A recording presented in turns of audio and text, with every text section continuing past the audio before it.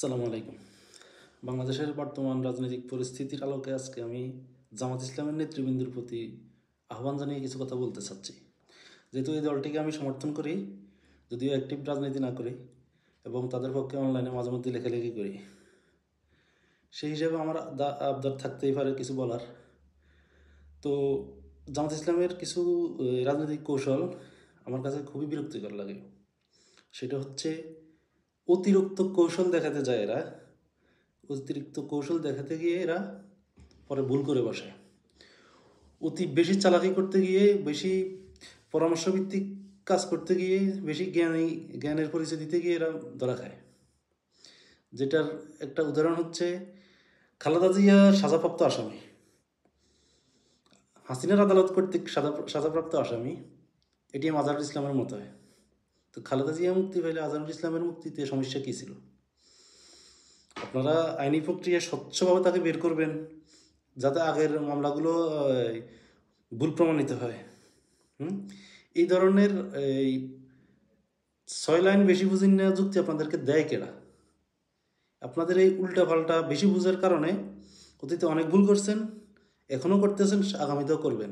আপনারা শোধরাবেন না।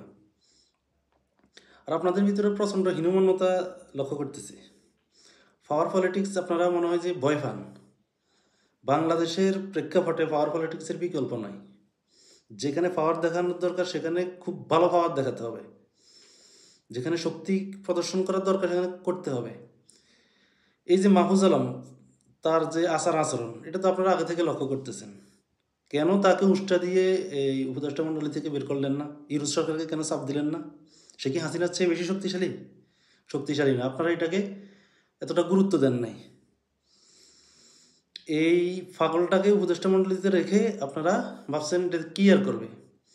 এই যে রয়ের ফাঁদে ফাঁ দিয়েছে এবং হানি ট্যাপে পড়ছে, এটা 100% নিশ্চিত। এটা আরেক হাসিনা, আরেক ফেসিবাদের নিউ ভার্সন। এটা আপনারা যদি এখনও উপলব্ধি না আসে, তাহলে আমাদের আর কিছু করার নেই, আমরা শুধু বলতেই পারবো। আর এই দেশের রাজনীতিতে কেউ কখনো কারো আপন হয় না। সবাই সবার ন্যায্য হিস্সা বুঝে নিয়ে আন্দোলন করে, রাজনীতি করে। আপনারা 5 আগস্টের পরে স্যাংরা ফলাফাইন সেক্টরে হিরো বানাই দিয়েছেন। কেন 5 আগস্টের পরে মনে ছিল না যে উপদেষ্টা মণ্ডলীতে যদি ছাত্র প্রতিনিধি যায় সেখানে শিবির থাকতে হবে, ছাত্রদলের দাবি করবে যে তারাও থাকবে? কই, আপনাদের তো সেরকম কোনো উদ্যোগও দেখলাম না, ভূমিকাও দেখলাম না।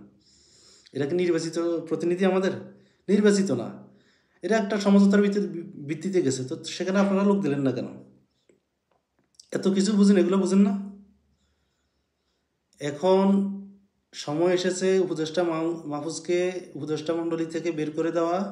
সে শপথ লঙ্ঘন করেছে, এটা নিশ্চিতভাবে সে শপথ লঙ্ঘন করেছে। সে এখন বাংলাদেশের জুলাই ঐক্যের শক্তিগুলোর ভিতরে সে ফাটল সৃষ্টি করতে চাচ্ছে। আর এই ফাটল সৃষ্টির কারণেই ফ্যাসিবাদ আবার ফিরে আসবে। এখন তাকে উপদেষ্টা মণ্ডলী থেকে সরানোর জন্য যা যা করা দরকার, চাপ প্রয়োগ করা দরকার, করতে হবে। তা না হলে আপনাদের এই বেচ্চা মিননাগিরির কারণে সংগঠন আরও বড় খেসারত দিতে বাধ্য হবে। আপনাদের শক্তি আছে, সামর্থ্য আছে, আপনাদেরকে সবাই ইউজ করে। আপনারা কিন্তু আপনাদের শক্তিটা নিজের কাজে লাগাতে পারেন না। এই হচ্ছে আপনাদের বড় সমস্যা। আর রাজনীতিতে এত স্বচ্ছতা দরকার নাই তো। ম্যাকিয়াভেলিবাদ বাংলাদেশের রাজনীতির জন্য খুব পারফেক্ট। ম্যাকিয়াভেলিবাদকে অনুসরণ করুন।